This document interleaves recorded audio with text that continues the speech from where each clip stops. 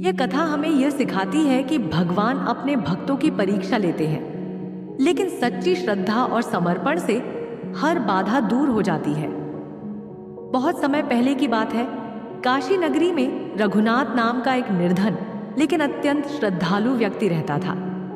वह प्रतिदिन सुबह सुबह गंगा स्नान करके भगवान शिव की पूजा करता और दिन भर भगवान का नाम जपता। उसका अटूट विश्वास था कि जो भी होता है वह महादेव की इच्छा से ही होता है। लेकिन उसकी जिंदगी संघर्षों से भरी थी। उसके पास खाने तक के पैसे नहीं होते थे, फिर भी वह कभी अपने विश्वास से डगमगाता नहीं था। लोग अक्सर उसका मजाक उड़ाते और कहते, भगवान पूजा से पेट नहीं भरता, मेहनत करो। लेकिन रघुनाथ मुस्कुराता और उत्तर देता, महादेव मेरे साथ हैं, वे मेरी परीक्षा ले रहे हैं और जब सही समय आएगा वे खुद मेरी रक्षा करेंगे। भगवान की परीक्षा शुरू होती है। एक दिन रघुनाथ के घर में अन्न का एक भी दाना नहीं बचा।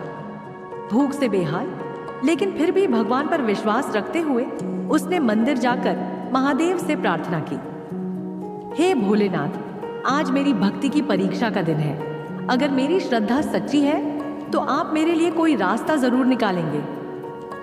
उसने आंखें बंद की और ध्यान में लीन हो गया।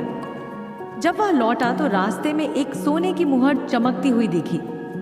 वो खुश हो गया, लेकिन तभी उसके मन में विचार आया, क्या यह महादेव की कृपा है या मेरी परीक्षा?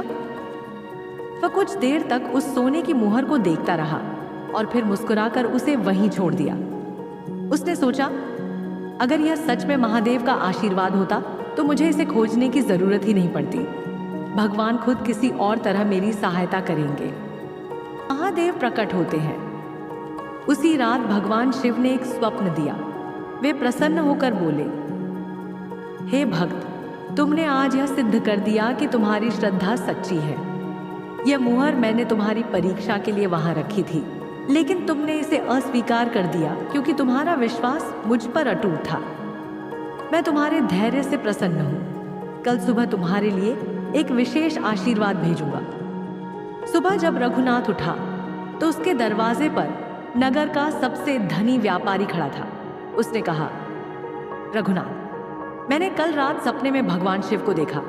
उन्होंने मुझसे कहा कि मैं अपनी आधी संपत्ति तुम्हें सौंप दूं, क्योंकि तुम उनके सच्चे भक्त हो। कृपया इसे स्वीकार करें। रघुनाथ यह सुनकर आश्चर्यचकित रह गया। उसकी आंखों में आंसू थे। उसने भगवान शिव का ध्यान करते हुए धन्यवाद दिया और समझ गया कि ईश्वर अपने भक्तों को कभी नहीं छोड़ते। वे हमेशा सही समय पर मदद करते हैं।